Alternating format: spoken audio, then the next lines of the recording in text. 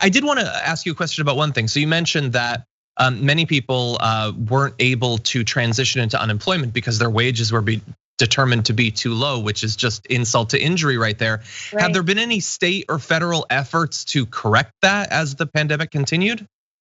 Well, so the Federal CARES Act, the first and second rounds, provided unemployment insurance, $600 a week to workers regardless of their income. So that was supposed to correct the fact that most states denied these workers in the largest industry any kind of benefits.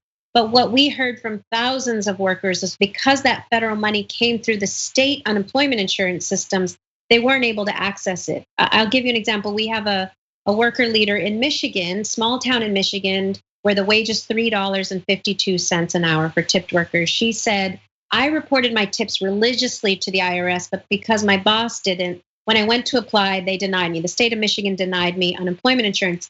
Then I was told I was able to get the federal pandemic unemployment assistance, the PUA, through the CARES Act, $600 a week. I was told I was eligible, but when I tried to access it, the state denial resulted in me never being able to access the federal funds. So thousands of these workers have gone 6, 9, 10 months with nothing, no income, no benefits from state or federal government, no safety net. And so you're looking at mass destitution, starvation, evictions, not able to pay heat bills with winter coming. It's a terrifying situation at a scale that I don't think people realize. This is an industry of 13.6 million workers. Almost 1 in 10 American workers is struggling in this situation right now. Yeah, I think a lot of people don't get that. And based on the behavior of Congress as they're continuing those negotiations on further stimulus, it doesn't seem like they get it.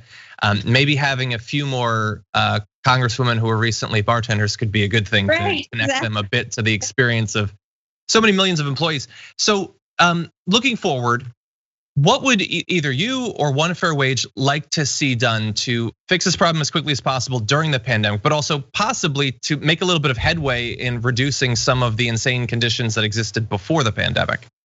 That's exactly it. You hit it on the head. We cannot go back to the way things were. It never worked for this massive workforce and frankly for the majority of working people. So what we need is federally the Raise the Wage Act to pass. The Raise the Wage Act passed in the House last July.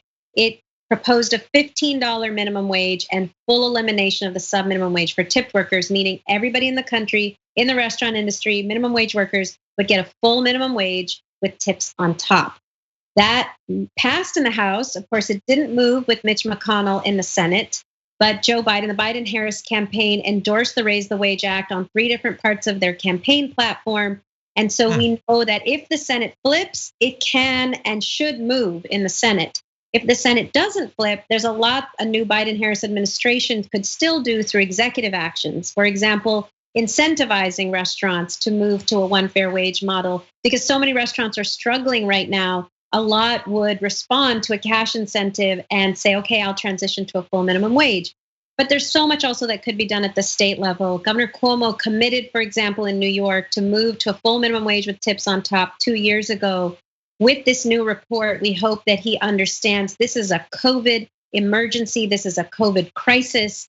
Now the time has come for states like New York and Massachusetts and Illinois and places like DC to enact a full minimum wage with tips on top. Because here's the thing, we're all out there clapping for essential workers. Well, this is frankly the largest workforce of private sector essential workers. We are relying on them to enforce these rules. But they're the only essential workers that don't get a minimum wage. We're not even talking hazard pay or anything else, just a minimum wage. And they're the only essential workers who are being asked to remove their protective gear to get their income. That is a crisis for them. And it is a crisis for any governor, any state legislature that's worried about the current terrifying increase in cases. Exactly.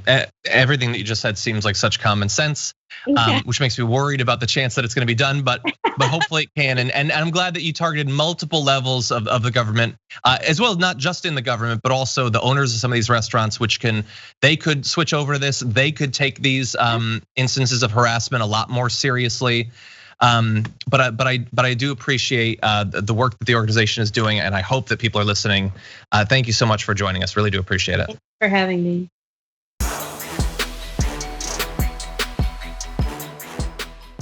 Check out the Damage Report podcast each day, wherever you get your podcasts, whether Pocket Casts or Stitcher or iTunes. You can join me as I give you the news and stories you want, with a range of co-hosts and interview guests jumping in on the fun each day. Again, that's the Damage Report, wherever you get your podcasts. And if you get them at iTunes, don't forget to rate and review. Sometimes I'll read them live on the show.